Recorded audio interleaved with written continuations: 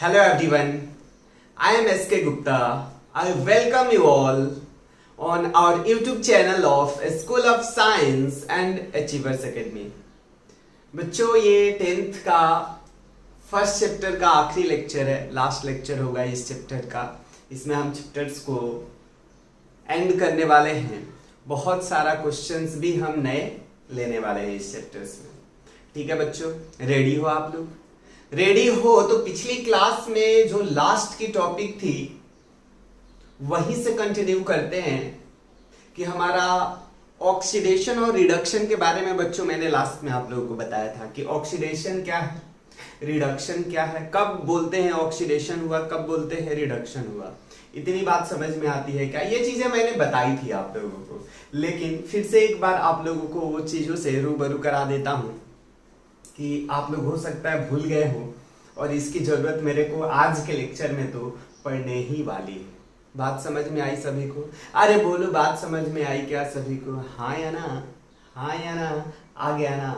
Very good. तो देखो क्या है ऑक्सीडेशन के बारे में जब हम बात करते हैं तो ऑक्सीडेशन में मैंने आप लोगों को बताया था कि एडिशन होती है जब ऑक्सीजन की, एडिशन होती है जब ऑक्सीजन की, एडिशन होती है जब ऑक्सीजन की, तो इसको हम ऑक्सीडेशन बोलते हैं। हाँ या ना? वही जब रिमूवल होती है ऑक्सीजन की तो क्या बोलते हैं हम लोग बच्चों? रिडक्शन बोलते हैं। अगला पॉइंट्स मैंने आप लोगों के लिए दिया था कि आपके पास दूसरा भी डेफिनेशन आप लिख सकते हो in the form of hydrogen. एक तो हमारा तरीका है बच्चों ऑक्सीजन के टर्म में हम लिखें, ऑक्सीजन के टर्म में डेफिनेशंस को हमने क्रिएट किया है। तो एडिशन जब ऑक्सीजन के कराएंगे तो ऑक्सीडेशन होगा, रिमूवल कराएंगे तो रिडक्शन होगा। वही दूसरा हमारा फ्रेम ऑफ रेफरेंस जो हो सकता है वो हाइड्रोजन हो सकता है। यानी कि बच्चों हम हाइड्रोजन के रिस्पेक्ट में भी ऑक्सीडेशन और रिडक्शन की बात कर सकते हैं। अगर हाइड्रोजन रिमूव हो रहा है किसी भी सब्सटेंस से, अगर हाइड्रोजन रिमूव हो रहा है किसी भी सब्सटेंस से बच्चों, तो उसको हम ऑक्सीडेशन बोलते हैं। अगर एडिशन हो रहा हो हाइड्रोजन का, फिर से रिपीट करता हूं बच्चों, ध्यान से सुनिएगा, एडिशन हो रहा होगा हाइड्रोजन का तो उसको हम रिडक्शन बोलते हैं। ये दो तरीका हमारा ओल्ड डेफिनेशंस आता है ऑक्सीडेशन और रिडक्शन का, ये ओल्ड डेफिनेशन है। बात समझ में आती है? मॉडर्न डेफिनेशन की अगर बात करें ऑक्सीडेशन और रिडक्शन का तो ये आपके लिए ये इंपॉर्टेंट है, the loss of electron. Loss अगर कहीं पे इलेक्ट्रॉन्स की हो रही है तो उसको हम क्या बोलते हैं बच्चों? ऑक्सीडेशन बोलते हैं। इस डेफिनेशन को हम इलेक्ट्रॉनिक डेफिनेशन भी बोला करते हैं। सही है, वही गेन हो रही होगी इलेक्ट्रॉन्स को तो उसको हम क्या बोलते हैं बच्चों? अरे बोल दो, क्या बोलते हैं? रिडक्शन बोलते हैं। तो इसको शॉर्ट फॉर्म में ऑयल याद रख सकते हो। Oil is a oxidation is loss of electron, oxidation is loss of electron, और इसको री याद रख सकते हो। Reduction is gain of electron, reduction is gain of electrons. Clear है क्या? अरे क्लियर है क्या बच्चों सभी लोगों को? अरे बोल दो हाँ, क्लियर है ना? Very good. आगे बढ़े, आगे पढ़े बच्चों। उसके बाद मैंने एक आपको नोट में पॉइंट लिखाया था, मैं इससे एग्जांपल भी दूंगा, टेंशन ना लो। एक नोट में मैंने पॉइंट आप लोगों को बताया था कि अगर एक ही केमिकल रिएक्शंस में ऑक्सीडेशन भी हो और रिडक्शन भी हो, एक ही केमिकल रिएक्शंस में बच्चों ऑक्सीडेशन भी हो और रिडक्शन भी हो, तो उसको हम लोग रिडॉक्स रिएक्शंस बोला करते हैं। क्या बोलते हैं बच्चों? रिडॉक्स रिएक्शन बोला करते हैं। फिर से रिपीट करता हूं, एक ही केमिकल रिएक्शंस में, एक ही केमिकल रिएक्शंस में ऑक्सीडेशन भी हो और रिडक्शन भी हो, यानी साइमल्टेनियस ऑक्सीडेशन और रिडक्शन किसी भी केमिकल रिएक्शंस में होती है तो उसको हम रिडॉक्स रिएक्शंस बोलते हैं। इतनी बात सभी को समझ में आई? अरे इतनी बात सभी को समझ में आई क्या? Very good. चलिए अब देखिए, मैं एग्जांपल्स की बात किया था ना बच्चों, एग्जांपल्स पे आते हैं। क्या था एग्जांपल्स, उसको समझते हैं। मैं आप लोग को एग्जांपल जो सबसे प्यारा वाला एग्जांपल दिया था ये था कॉपर ऑक्साइड प्लस H2। जब हमारे पास ऐड हुआ था तो ये कॉपर प्लस H2O बना था। तो यहाँ आप देखो, मैं डेफिनेशन के अकॉर्डिंग जाता हूँ। कॉपर ऑक्साइड में से, यानी कॉपर में से ऑक्सीजन की रिमूवल हुई, यानी रिमूवल ऑफ, क्या लिखूंगा मैं? Removal of oxygen. Removal of oxygen क्या होता है? सोच के बताओ, रिमूवल ऑफ ऑक्सीजन क्या होता है बच्चों? बोल दो, रिमूवल ऑफ ऑक्सीजन क्या होता है? बोल दो, बोल दो, बोल दो। रिडक्शन होता है। क्या होता है बच्चों? रिडक्शन। तो इस एलिमेंट का, इस कंपाउंड का रिडक्शन हुआ है। यहाँ देखो एडिशन हुआ है ऑक्सीजन का। क्या हुआ है बच्चों? एडिशन ऑफ ऑक्सीजन हुआ है। अगर एडिशन ऑफ ऑक्सीजन हुआ है तो इसको हम क्या बोलेंगे बच्चों? ऑक्सीडेशन है। क्या देखो एक ही रिएक्शन में, एक ही केमिकल रिएक्शन में रिडक्शन भी हो रहा है और ऑक्सीडेशन भी हो रहा है। एक ही केमिकल रिएक्शन में बच्चों रिडक्शन भी हो रहा है और ऑक्सीडेशन भी हो रहा है। तो इस रिएक्शन को मैं क्या बोल सकता हूँ? ये रिएक्शन जो है वो रिडॉक्स रिएक्शन है। क्या है बच्चों? Redox reaction. बहुत ही ज्यादा सिंपल है, बहुत ही ज्यादा सिंपल है। बोलो समझ में आई बात आप लोगों को? एक और एग्जांपल लेते हैं, बहुत सिंपल है। जिंक ऑक्साइड प्लस कार्बन को हम लेते हैं तो ये क्या बनेगा? जिंक बनेगा प्लस CO बनेगा। सोच के देखो, यहां से यहां रिमूवल ऑफ क्या हुआ है? रिमूवल ऑफ, बता दो रिमूवल ऑफ ऑक्सीजन हुआ है और रिमूवल ऑफ ऑक्सीजन को ही हम क्या बोलते हैं? रिडक्शन बोलते हैं। यहां से यहां जाते हुए दिखता है कि एडिशन ऑफ ऑक्सीजन हुआ है। क्या हुआ है बच्चों?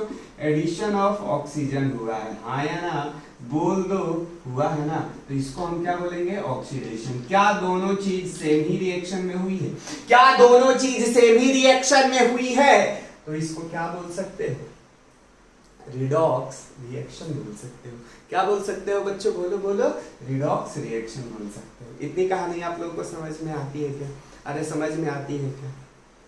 Very good. तो यही से एक और कॉन्सेप्ट की एराइज होता है, ओरिजिन होता है।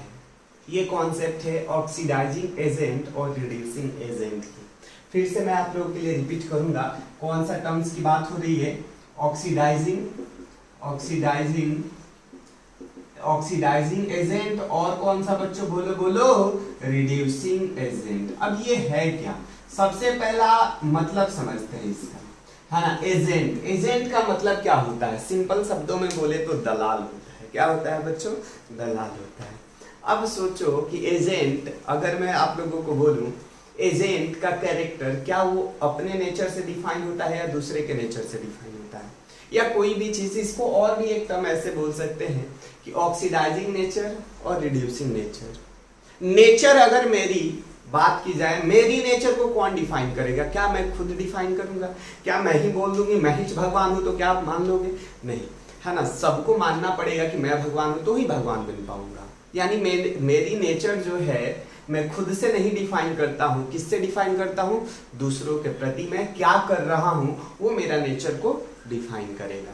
सही है? जैसे एग्जांपल के तौर पे मैं आपको बताता हूं। LIC एजेंट मैं लेता हूं। LIC एजेंट, है ना? LIC एजेंट क्या वो खुद का LIC हमेशा कराता है? नहीं, वो दूसरे का LIC कराता है। दूसरे का LIC कराता है, इसलिए उसको आपने क्या बोल दिया कि LIC एजेंट है। बात समझ में आई या नहीं आई? बोलो, आई ना? अरे टिकट एजेंट बोलते हो ना, क्या वो खुद का टिकट करता है? नहीं, दूसरे का टिकट करता है। यानी वो सब ब्रोकर्स हुए जो दूसरे का काम करते हैं। दूसरे के लिए वो क्या कर रहे हैं उससे उनकी नेचर डिफाइन होती है। सही है ना? पॉलिटिशियन की बात कर लो। अरे जनता, पॉलिटिशियन, याद आया क्या कुछ? पॉलिटिशियन की अगर बात करें, उनके पास भी पावर होती है ना? उनके पास भी पावर होती है, लेकिन पावर किसके लिए होती है? जनता के काम करने के लिए होती है। बात समझ में आई या नहीं आई? लेकिन आजकल के करप्टेड पॉलिटिशियन होते हैं, खुद से ही पैसा भरते जाते हैं। वो पॉलिटिशियन की मैं बात नहीं कर रहा हूँ, ईमानदार पॉलिटिशियन की बात कर रहा हूँ जो जनता के लिए काम करे, दूसरों के लिए काम करे। बात समझ में आई या नहीं आई? तो देखो यहाँ भी जो एजेंट होगा, एजेंट यहाँ भी क्या होगा? अगर मैं बोल रहा हूँ कि ऑक्सीडाइजिंग एजेंट है तो बता दो किसको ये ऑक्सीडाइज करेगा? ऑक्सीडाइजिंग एजेंट है, किसको ऑक्सीडाइज करेगा? खुद को या दूसरे को? बोल दो, खुद को या दूसरे को? दूसरे को। मैंने बोला ना, एजेंट का कैरेक्टर खुद से तो डिफाइन होता ही नहीं है। किससे डिफाइन होता है? दूसरे से डिफाइन होता है। तो बता दो ऑक्सीडाइजिंग एजेंट कौन होगा, है ना? जो दूसरे को ऑक्सीडाइज करे, है ना? दूसरे को ऑक्सीडाइज करे, ऑक्सीडाइजेस, है ना? Other, oxidises other and reduces itself, खुद को रिड्यूस करेगा और दूसरे को ऑक्सीडाइज करेगा। इसी को हम ऑक्सीडाइजिंग एजेंट बोलते हैं। क्या बोलते हैं बच्चों? Oxidising agent. वैसे ही रिड्यूसिंग एजेंट किसको बोलेंगे, सोच के देखिए। अरे बोलो, रिड्यूसिंग एजेंट किसको बोलेंगे बच्चों, रिड्यूसिंग एजेंट किसको बोलेंगे, अरे बता दो, रिड्यूसेस अदर्स, है ना, एंड ऑक्सीडाइजेज इटसेल्फ, ऑक्सीडाइजेज, अरे बात समझ में आई क्या, इटसेल्फ। ये बहुत इंपॉर्टेंट डेफिनेशन है जिसको याद रखना है आपको, बहुत ही ज्यादा इंपॉर्टेंट डेफिनेशन है जिसको याद रखना है। समझ में आया क्या बात आप लोगों को, बोलिए समझ में आया क्या। अब इस एग्जांपल इसमें समझते हैं, इस इक्वेशन में कौन सा ऑक्सीडाइजिंग एजेंट है, कौन सा रिड्यूसिंग एजेंट है, यही आपको निकालने के लिए आएगा, यही आपको निकालने के लिए आएगा। देखो चलो पहले ये छाप डालो, उसके बाद मैं चीजें आपको और बताता हूं, इसमें टेंशन लेने की जरूरत बिल्कुल भी नहीं। देखिए मैं बोल रहा हूं यहाँ पे कॉपर ऑक्साइड क्या हुआ है, कॉपर ऑक्साइड क्या हुआ है, रिड्यूस हुआ है। कॉपर ऑक्साइड का रिडक्शन इटसेल्फ रिडक्शन हुआ है, तो किसकी तरह बिहेव करेगा, अगर ये इटसेल्फ रिड्यूस होता है तो दूसरे को क्या करेगा, ये दूसरे को क्या करेगा, ऑक्सीडाइज करेगा। तो ये क्या कहलाएगा बच्चों, ऑक्सीडाइजिंग एजेंट कहलाएगा। बात समझ में आ गई क्या। वैसे ही H2 क्या हुआ है, इटसेल्फ ऑक्सीडेशन हुआ है। अगर इसका ऑक्सीडेशन होगा तो ये क्या कराएगा, दूसरे को रिड्यूस कराएगा, इसलिए ये रिड्यूसिंग एजेंट होगा। आ गई बात समझ में या नहीं आई बच्चों, आ गई ना, क्लियर है क्या कॉन्सेप्ट, क्रिस्टल क्लियर होना चाहिए। फिर देखो जिंक ऑक्साइड की बात करते हैं। जिंक ऑक्साइड क्या हुआ है, रिडक्शन हुआ है, तो ये किसकी तरह बिहेव करेगा, खुद रिड्यूस हुआ है तो दूसरे को ऑक्सीडाइज करेगा, और दूसरे को ऑक्सीडाइज करेगा इसलिए ये ऑक्सीडाइजिंग एजेंट होगा। समझ गए क्या आप लोग। फिर हमारे पास बात आती है कार्बन। कार्बन इटसेल्फ ऑक्सीडेशन हुआ है तो दूसरे को क्या कराएगा, रिड्यूस, तो इसलिए बहुत अच्छा रिड्यूसिंग एजेंट होगा। अरे क्लियर है क्या दोनों एग्जांपल, अरे क्लियर है क्या बच्चों दोनों एग्जांपल, तो बता दो क्लियर है, तो बता दो क्लियर है, तो सही है क्या। और भी छोटे छोटे प्यारे प्यारे एग्जांपल लेते हैं, इससे आगे बढ़ते हुए। बहुत ही ज्यादा इंपॉर्टेंट कॉन्सेप्ट है, बहुत ही ज्यादा इंपॉर्टेंट कॉन्सेप्ट है, मजा आएगा आप लोग को, टेंशन लेने की बिल्कुल भी जरूरत नहीं, बिल्कुल भी जरूरत नहीं है। देखिए एग्जांपल्स है H2S प्लस Cl2, है ना, ये क्या बनाया, S बनाया प्लस HCl बनाया, क्लियर है। देखो देखो मजेदार है, यहां पे अब इस बार ऑक्सीजन नहीं दिया है, इन टर्म्स ऑफ हाइड्रोजन है, इन टर्म्स ऑफ हाइड्रोजन है, यहां पे देखो रिमूवल हुआ है, रिमूवल ऑफ क्या हुआ है बच्चों, हाइड्रोजन हुआ है। रिमूवल ऑफ हाइड्रोजन याद करो मैंने क्या सिखाया था आप लोग को, ऑक्सीडेशन सिखाया था। यहाँ पे क्या हुआ है बच्चों, एडिशन ऑफ हाइड्रोजन हुआ है, क्या हुआ है बोलो बोलो, एडिशन ऑफ हाइड्रोजन। और एडिशन ऑफ हाइड्रोजन क्या होता है, एडिशन ऑफ हाइड्रोजन क्या होता है, रिडक्शन होता है। क्या होता है बच्चों, रिडक्शन होता है। अब यहाँ पे देख लो ऑक्सीडेशन और रिडक्शन तो हमने निकाल लिया, क्या अब ऑक्सीडाइजिंग एजेंट और रिड्यूसिंग एजेंट नहीं निकाल सकते। देखो H2S का इटसेल्फ क्या हुआ है, H2S का इटसेल्फ ऑक्सीडेशन हुआ है तो दूसरे को रिड्यूस कराएगा, इसलिए रिड्यूसिंग एजेंट होगा। वैसे ही हमारे पास Cl2 क्या हुआ है, रिडक्शन हुआ है, इटसेल्फ रिड्यूस हुआ है तो दूसरे को ऑक्सीडाइज कराएगा, ऑक्सीडाइजिंग एजेंट होगा। इतनी कहानी आप लोगों को समझ में आ गई क्या, अरे इतनी कहानी समझ में आ गई क्या बच्चों आप लोगों को, तो बोलिए हाँ बिल्कुल आ गई ना बात समझ आप लोगों को। तो अगला एग्जांपल देखते हैं, एक और एग्जांपल प्यारा सा है, ठीक है। उसके बाद हम आगे की तरफ बढ़ते हैं कि इफेक्ट क्या होता है ऑक्सीडेशन और रिडक्शन का। Lead oxide plus carbon, CO ले लो, क्या बनेगा ये, Pb प्लस CO2 बनेगा। अब बताओ यहां से क्या हुआ है, रिमूवल हुआ है, removal of oxygen. Removal of oxygen को ही तो हम रिडक्शन बोलते हैं, अरे बोलो रिडक्शन बोलते हैं। यहाँ पे क्या हुआ है, एडिशन हुआ है, किस चीज का, अरे बताइए बताइए, addition of oxygen. Addition oxygen को ही हम ऑक्सीडेशन बोलते हैं, सभी को पता है क्या, अरे सभी लोगों को पता है क्या, तो बता दो। हाँ अब बता दो कि लेड जो ऑक्साइड है ये किसकी तरह, इसका हुआ है रिडक्शन। इसका जब रिडक्शन होगा तो बता दो ये किसकी तरह बिहेव करेगा, ऑक्सीडाइजिंग एजेंट की तरह बिहेव करेगा। फिर हमारे पास CO, CO का क्या हुआ बच्चों, ऑक्सीडेशन, और जब CO का ऑक्सीडेशन हुआ है तो ये रिड्यूसिंग एजेंट की तरह बिहेव करेगा। अरे क्लियर है क्या बच्चों, क्लियर है क्या, बता दो हाँ क्लियर है क्या, अरे बोलो बोलो क्लियर है क्या सभी लोगों को, बताइए। तो आगे बढ़ते हैं, इसको छाप लीजिए फटाफट, फटाफट छापिए बच्चों। तो बच्चों देखो अभी हम क्या देखने वाले हैं कि effects of oxidation reaction in everyday life, अपनी निजी जिंदगी में इसका क्या इफेक्ट पड़ता है ऑक्सीडेशन का। आप लोगों ने बहुत सारी चीजें देखी होगी और ये बोर्ड में पूछा भी जाता है, इसलिए आपको इंपॉर्टेंट है ये टॉपिक। सबसे पहली चीज हम बात करेंगे, देखो यहाँ पे क्या लिखा हुआ है कि ऑक्सीडेशन जब होती है तो देखा होगा कि बहुत सारे मेटल डिस्ट्रॉय हो जाते हैं, मेटल्स, बहुत सारे मेटल्स डिस्ट्रॉय हो जाते हैं। और इस प्रोसेस को डिस्ट्रॉय जो होता है उस मेटल, किसी भी मेटल का डिग्रेडेशन या डिस्ट्रॉय होना, ये कोरोजन कहलाता है। क्या कहलाता है बच्चों, बोलो बोलो, कोरोजन कहलाता है। इतनी बात समझ में आई क्या, अरे हाँ या ना जवाब दो। मैं एक्चुअली एग्जांपल्स आप लोगों को ढूंढने की कोशिश कर रहा हूँ उसका, कि कहीं पे मेरे को दिख जाए कोरोजन का एग्जांपल। रुक जाइए बच्चों, मैं आप लोगों के लिए देखता हूँ कहीं तो दिखे।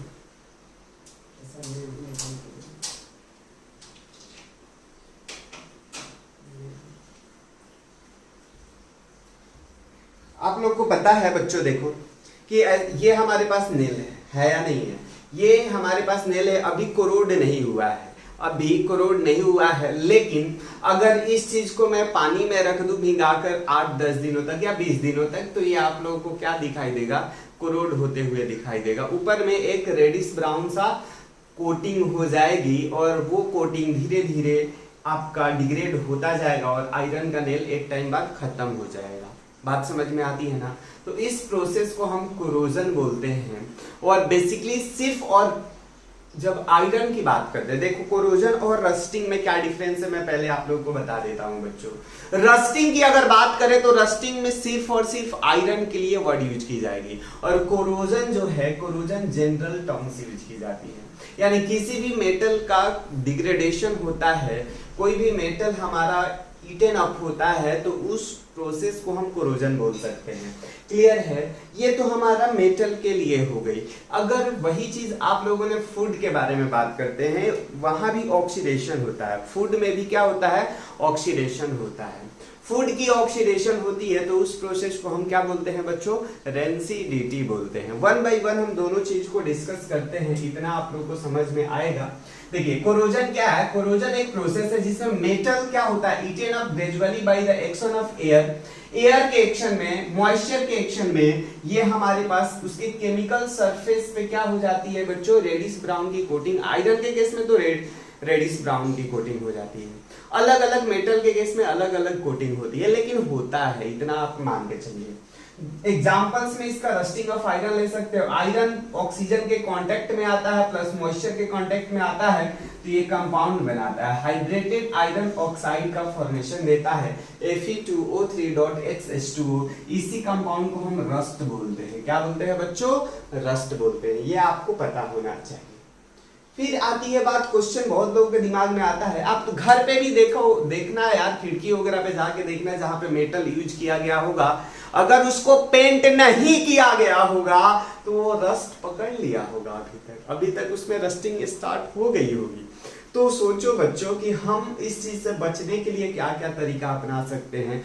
ऑयलिंग कर दे, ग्रेसिंग कर दे, है ना, पेंटिंग कर दे, इतनी बात समझ में आ रही है ना, गैल्वेनाइजेशन कर दे। ये आगे अभी हम चैप्टर्स में अलग ही हमारा एक टॉपिक आएगा रस्टिंग, वहां पे इसको डिटेल्स एनालिसिस हम करेंगे। क्लियर है, बस अभी इतना जानो कि कोरोजन क्या है, कोरोजन क्या है। फिर हम बात करते हैं रेंसिडिटी। रेंसिडिटी में क्या होती है, यहाँ पे एरियल ऑक्सीडेशन होती है। एरियल ऑक्सीडेशन का मतलब कि ऑक्सीजन के प्रेजेंस में किसी भी कोई भी चीज का ऑक्सीडेशन होता है, कोई भी चीज ऑक्सीडाइज होती है एयर के प्रेजेंस में तो उसको एरियल ऑक्सीडेशन बोलते हैं। तो एरियल ऑक्सीडेशन होती है फैट्स का या ऑयल का।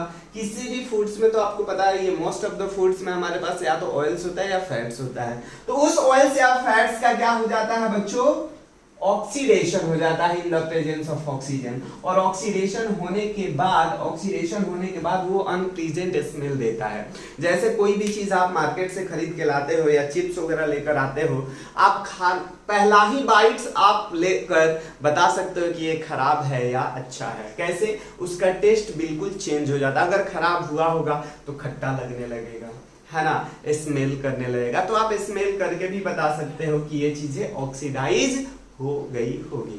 जैसे घर पे आपके खाना बनता है, सुबह खाना बना, रात तक ऐसे ही छोड़ दो, बाहर रख दो, तो पता चलेगा कि सब्जी स्मेल देने लगा, या आपके पास जो भी चीजें बनी हुई वो स्मेल देने लगती है। स्मेल क्यों देने लगती है बच्चों, because of aerial oxidation of the oils और फैट्स। बात समझ में आई क्या? इस प्रोसेस को हम क्या बोलते हैं बच्चों, रेंसिडिटी बोलते हैं। इतनी कहानी समझ में आई या नहीं आई? रेंसिडिटी और आपके पास क्या है बच्चों, कोरोजन, दोनों की कहानी बहुत अच्छे से आप लोगों को क्लियर होना चाहिए। अब क्वेश्चन दिमाग में आता है कि सर अपने को रेंसिडिटी से अगर बचना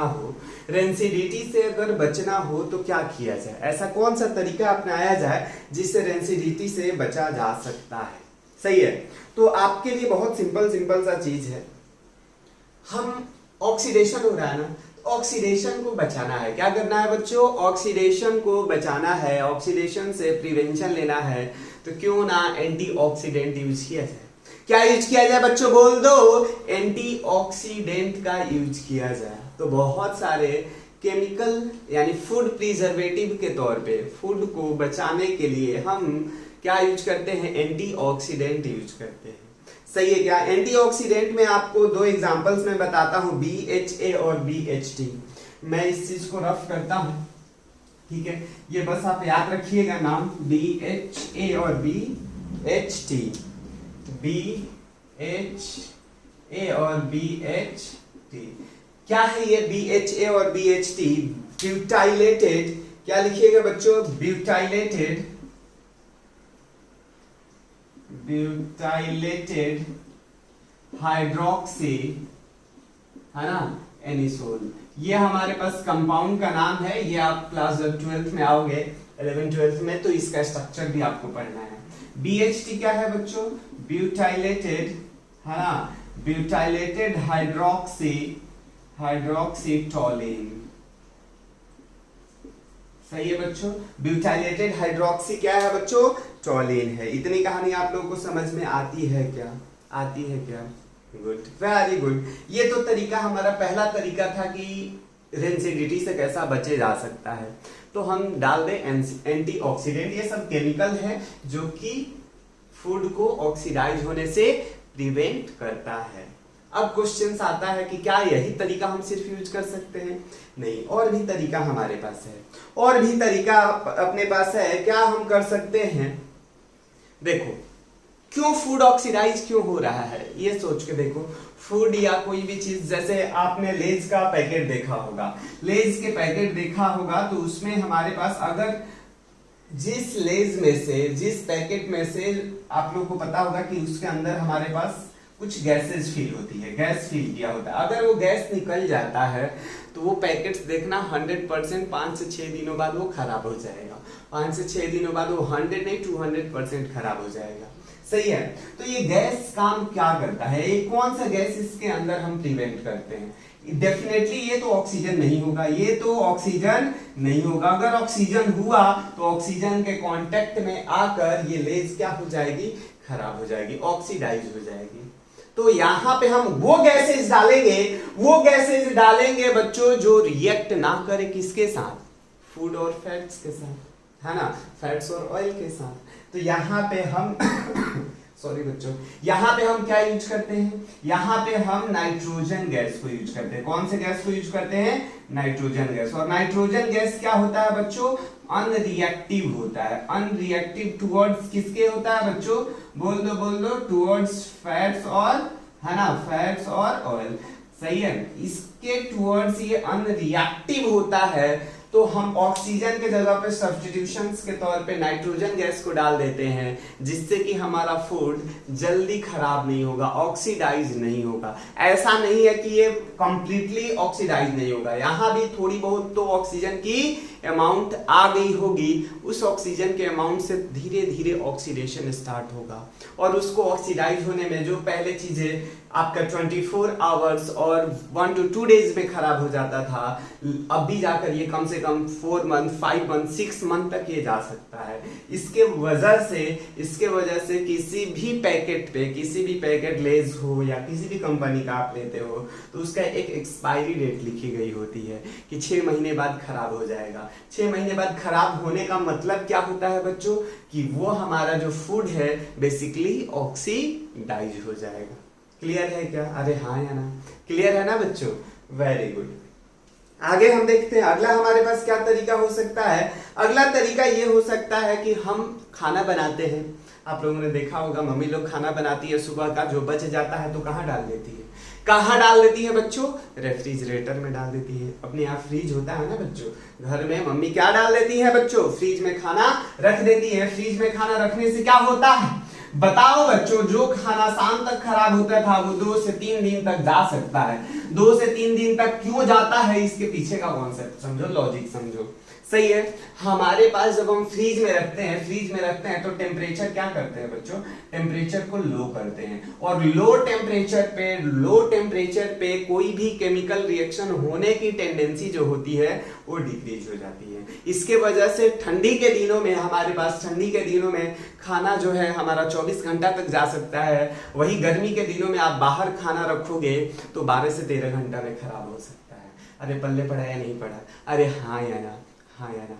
एक और फायदा होता है हमारे पास फ्रिज में रखने से कि एयर टाइट, यानी कि बाहर से ऑक्सीजन का जो सप्लाई होता है वो भी बंद हो जाता है। जब फ्रिज आप ज्यादा देर तक ओपन करके रखते हो तो मम्मी डांटती है ना, कि फ्रिज ज्यादा देर तक ओपन नहीं रख सकते हो, क्योंकि अगर ऑक्सीजन जाएगा तो जो भी चीजें आपने रखी है वहां वो क्या हो सकता है बच्चों?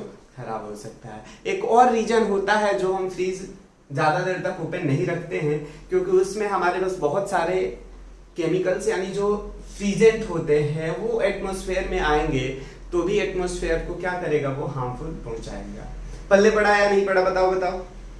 अरे बोलो बच्चों, हाँ या ना? एक और तरीका है प्रिवेंट करने का, ये देसी तरीका है, वही एयर टाइट कंटेनर में रखने का।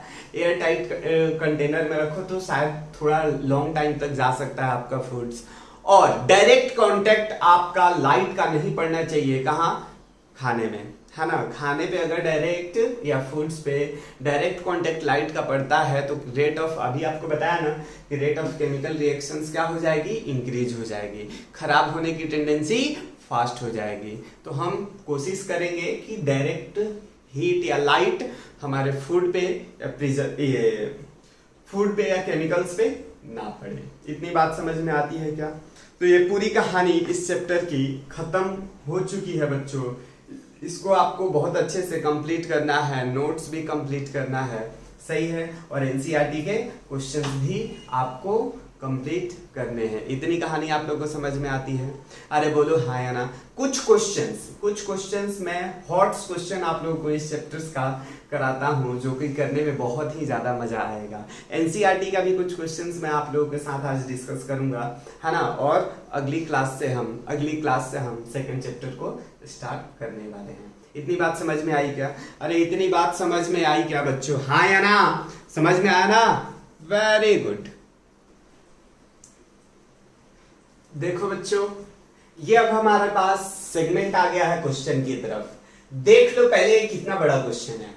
देखो, रीड करने में ही मेरे को लगता है 2 से 3 मिनट तो इस क्वेश्चन को रीड करने में जाएगा। ये बेसिकली 5 मार्क्स का क्वेश्चन पूछा जाता है ये सीबीएसई में। सही है। देखकर बच्चे क्वेश्चन टेंशन में आ जाते हैं। और सोचो कि तुम सोच रहे होगे कि सर 5 मार्क्स का क्वेश्चन है तो अपने को कम से कम 1 से 1.5 पेज तो इसका आंसर लिखना ही पड़ेगा, तभी 5 मार्क्स मिलेगा। हाँ या ना? और मैं बताऊं सिर्फ और सिर्फ आपको 5 लाइन लिखने हैं। 5 लाइन लिखो, 5 मार्क्स पाओ। यही केमिस्ट्री है, यही बच्चों केमिस्ट्री, और सबसे ज्यादा स्कोरिंग केमिस्ट्री ही होता है। आपको कम लिखो, ज्यादा मार्क्स पाओ, 1 लाइन लिखो, 1 मार्क्स पाओ।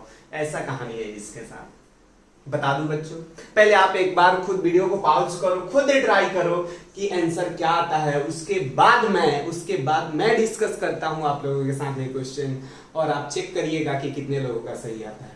जितने लोगों का सही है कमेंट में जरूर बताइएगा, कमेंट में जरूर बताइएगा कि हाँ ये आपका सही आया है। क्लियर है क्या? अरे बच्चों बोलो क्लियर है क्या? Very good.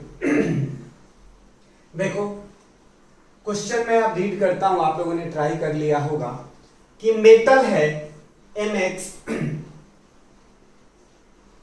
जो कि एक्सपोज होता है किस चीज में, लाइट में, और स्प्लिट होता है m में प्लस x2 में। यानी कि कोई mx हमारे पास क्या है, mx मेटल है जो कि एक्सपोज होता है तो ब्रेक होता है m प्लस x2 में ब्रेक होता है। ये कहानी बोल रहा है क्वेश्चन में। दूसरा क्या बोला है कि m जो होता है यूज किया जाता है ऑर्नामेंट्स में, यानी ये मेटल जो है ऑर्नामेंट्स के लिए यूज किया जाता है। अब सोचो ऑर्नामेंट्स किस किस चीज का बनाया जाता है, सोच के देखो बच्चों, ऑर्नामेंट्स किस किस चीज का बनाया जाता है बच्चों, किस चीज का बनाया जाता है? सिल्वर गोल्ड, यही जनरली बनता है। अरे सिल्वर या गोल्ड, यही दोनों में से कोई होगा, एम होगा, सिल्वर होगा या गोल्ड होगा। आगे देखते हैं, आगे पढ़ो और कुछ हिंट्स दिया होगा। X जो है whereas X2 is used in making of bleaching powder, तो ब्लीचिंग पाउडर के लिए कौन यूज किया जाता है? ये बोल रहा है कि ये ब्लीचिंग पाउडर के लिए यूज होता है। बता दो ब्लीचिंग पाउडर के लिए कौन यूज होता है? अरे बोलो बच्चों, क्लोरीन यूज होता है। कौन सा यूज होता है बच्चों? Cl2 गैस ब्लीचिंग पाउडर के लिए यूज किया जाता है, इतना याद रखो। उसके बाद और भी इंफॉर्मेशन दे रखा है कि हमारे पास जो सॉल्ट है mx, ये कहाँ यूज किया जाता है? व्हाइट फोटोग्राफी में, और व्हाइट फोटोग्राफी में कौन यूज किया जाता है बच्चों? AgCl यूज किया जाता है। कौन यूज किया जाता है? Ag, सिल्वर क्लोराइड यूज किया जाता है। अब क्वेश्चन तो हमारा कंप्लीट हुआ, A part, B part, C part, D part. अब पढ़ते हैं क्वेश्चन में क्या दिया हुआ है। क्वेश्चन बोला है what do you think metal m is, तो मेटल m क्या होगा? सिल्वर होगा। क्या होगा बच्चों? सिल्वर। सिर्फ अगर आप Ag इसको लिख देते हो तो 1 मार्क्स मिल गया, 1 मार्क्स आपका मिल गया। सिर्फ आपको Ag लिखना है। देखो कितना आसान है क्वेश्चन, है या नहीं है ना बच्चों? बहुत सिंपल। उसके बाद दूसरा देखो, what could be x2, x2 कौन सा था बच्चों? Cl2 गैस था, तो आपको बस Cl2 गैस लिख देना है, क्लोरीन गैस लिख देना है, ये भी आंसर मिल गया। 2 मार्क्स। देखो 2 मार्क्स तो देखते देखते आ गया। तीसरा बोला है कि name the metal salt mx, कि मेटल सॉल्ट mx कौन सा है बता दो। यहां लिखा क्या मैंने? सिल्वर क्लोराइड, यानी AgCl लिख दोगे तो ये आंसर मिल जाएगा। 3 मार्क्स तो 3 लाइन के लिए मिला। सिर्फ आपको क्या लिखना था? Ag लिखना था, Cl2 लिखना था, AgCl लिखना था। इसका ज्यादा खुश हो गए तो नाम इसका लिख दोगे सिल्वर क्लोराइड। बहुत सही, बहुत सही। उसके बाद अगला पार्ट, डी पार्ट पढ़ते हैं। नेम एनी 2 सॉल्ट, है ना? ये क्वेश्चन थोड़ा ठीक हो सकता है कि name any 2 salt which on mixing क्या दे सकता है बच्चों? ये mx सॉल्ट दे सकता है। तो इसके लिए एक इक्वेशन मेरे पास दिमाग में आ रहा है कि सिल्वर नाइट्रेट AgNO3 और NaCl को जब आप मिक्स करते हो ना, तो ये डबल डिस्प्लेसमेंट रिएक्शन से होता है। कौन सा रिएक्शन? Double displacement. तो क्या बनेगा? AgCl का प्रेसिपिटेट बनता है प्लस NaNO3 बनता है। यही तो क्वेश्चन बोला था कि आपका प्रेसिपिटेट बने यानी कि mx बने। तो ये इक्वेशन अगर आप लिख देते तो आपको क्या मिल जाता बच्चों? 1 मार्क्स और मिल जाता। 4 मार्क्स हो गया ना? A B C D 4 part हो गया। 5वें पार्ट में क्या बोला है कि आपको what type of chemical reaction takes place when salt mx exposed to air, यानी हमने तो पहले ही लिख दिया है इक्वेशन। ये mx के जगह पे हमारे पास क्या आएगा? AgCl। AgCl को लाइट में हमारे पास ये करोगे तो Ag प्लस अब क्या आएगा बच्चों? Cl2 आएगा। रिएक्शन बैलेंस नहीं है तो इधर 2 कर दो, इधर भी 2 कर दो, देख लो रिएक्शन हो गया है बैलेंस। और ये देखो डिकम्पोज हुआ है क्या? सिर्फ और सिर्फ डिकम्पोजिशन रिएक्शन है या नहीं है बच्चों? तो ये इक्वेशन के साथ आपको प्यार से क्या लिख देना था कि ये रिएक्शन जो होगा वो डिकम्पोजिशन रिएक्शन होगा, डिकम्पोजिशन रिएक्शन होगा। देखो इतना बड़ा क्वेश्चन और आंसर कितने लाइन का? 5 लाइन से भी कम का, और बहुत ही शॉर्ट टाइम में 5 मार्क्स आप गेन कर सकते हो। इसमें कोई भी मार्क्स कटने का कोई चांसेस नहीं होता है। अरे क्लियर है या नहीं है? ये बस दिखने के लिए बड़ा क्वेश्चन होता है, बाकी क्वेश्चन बहुत ही छोटा है, बहुत ही ज्यादा बच्चों क्या है? छोटा क्वेश्चन है। समझ आया क्या सभी लोगों को? अरे समझ में आ गया क्या सभी लोगों को? जवाब दीजिए, अरे जवाब दीजिए छापिए क्वेश्चन को फटाफट बच्चों, छाप ही डालिए आप लोग इस क्वेश्चन को। तब तक मैं कुछ और क्वेश्चन आप लोगों के लिए कराता हूँ, और क्वेश्चन प्यारा प्यारा सा कराता हूँ आप लोगों के लिए। टेंशन लेने की तो बिल्कुल बात नहीं है, सही है। एक क्वेश्चन है, चलिए क्वेश्चन मैं आप लोगों के सामने लिख ही देता हूँ। वो क्वेश्चन है क्या, है ना, लिखिए। एनसीईआरटी का बेसिकली ये क्वेश्चन है कि आपके पास शाइनी ब्राउन कलर्ड आपके पास एलिमेंट है जो कि X है, सही है। ऑन हीटिंग, सही है बच्चों, on heating in air becomes black, ये ब्लैक हो जाता है, ब्लैक इन कलर, सही है। उसके बाद क्या बोला है, name the element X, name the element X and the black colored compound, ये कौन सा है ऐसा। तो आपको मैं बता दूं पहले, शाइनिंग एलिमेंट कौन सा है। शाइनिंग एलिमेंट हमारे पास कॉपर भी होता है, कॉपर होता है या नहीं होता है। कॉपर हमारे पास, सोचो बच्चों की जो कॉपर है ये शाइनिंग एलिमेंट होता है, क्या होता है, शाइनिंग ब्राउन एलिमेंट होता है। और सभी लोगों ने देखा होगा ना कॉपर को, अरे देखा या नहीं, कॉपर वायर को ही देख लो ना बच्चों, शाइनिंग ब्राउन ही तो होता है। शाइनिंग ब्राउन कलर्ड हमारे पास ये बेसिकली है, और इसको जब आप एयर के प्रेजेंस में हीट कर दोगे तो ये क्या बना लेगा, कॉपर ऑक्साइड, और ये कलर इसका कैसा होता है, ब्लैक कलर का होता है। कैसा होता है बच्चों, बोल दो, ब्लैक कलर का होता है। बस आपको ये लिखना था और आपके लिए आंसर मिल जाता, आपको इसके लिए 2 मार्क्स आसानी से मिल जाते। इतनी कहानी आप लोगों को समझ में आ गई क्या, अरे बोल दीजिए, इतनी कहानी आप लोगों को समझ में आ गई क्या, हाँ या ना। सभी लोगों को क्लियर है, सभी लोगों को क्लियर है। तो एक क्वेश्चन और करेंगे, एक क्वेश्चन बच्चों और। तो चलिए बच्चों, ये लास्ट क्वेश्चन इस चैप्टर का करके खत्म करते हैं, और अगली क्लास में हम नए चैप्टर के साथ मिलते हैं आप लोगों से। क्या है, रेड ब्राउन हमारे पास मेटल है जो कि X है, और ये X SO4 बनाता है। रेड ब्राउन कौन सा है यार, रेडिश ब्राउन कौन सा है। रेड ब्राउन का रेडिश ब्राउन से हम थोड़ी बहुत कंपेयर अभी किए थे, क्या किए थे ना बच्चों। शाइनिंग रेडिश ब्राउन कौन सा हमारे पास मेटल है बच्चों, कॉपर ही तो है। कौन सा है बच्चों, कॉपर है। तो देख लो कि हमारे पास जो X मेटल है ये कौन है, कॉपर है। तो बता दो ये जो सॉल्ट बनेगा XSO4 को मैं क्या CuSO4 लिख सकता हूं, this is your copper sulphate, this is your copper sulphate. अरे हाँ या ना, बता दो हाँ या ना, सही है क्या।